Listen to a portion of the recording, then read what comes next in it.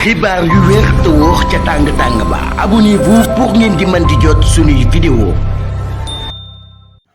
dal leen ak jaamu seen bi di Buzz 221 HD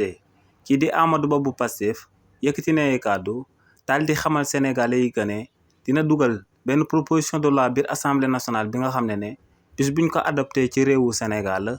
liñ dippee ay injures publiques maanaam saaga yi ñuy fësal ci télé yi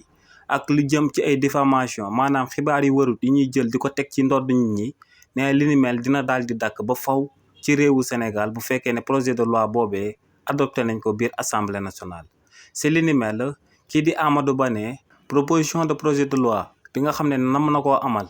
ba diffamation ak injure publique daal di jeex tàkk ci réewu Sénégal moom mooy que ne bu fekkee ne dañ laa daal di jàpp ngay daal di amal ñaari infraction yooyee kenn dootu la jàpp daal di lay tëj ci kaso bi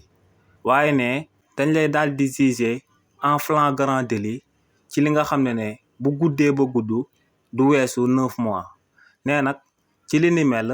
ku amal ñaari infraction yooyee bañ daal di lay reconnaître coupable maanaam yoon daal di dëggal que ne yow yaa ko daal di amal ne kon dañuy jël ci yow sa patrimoine matériel bu bëree bëri ne dañ lay daal di condamner à ce que nga daal di fay lu tolloog 40 millions de francs CFA. ne lu leer ba am nag moom mooy que ne bu fekkee ne ci réewu Sénégal képp ku fi fësal xibaar bu wóorul wala nga daal di fii saaga akub nit publiquement ñu daal di lay jàpp nga daal di fay lu tolloog 40 millions de francs CFA.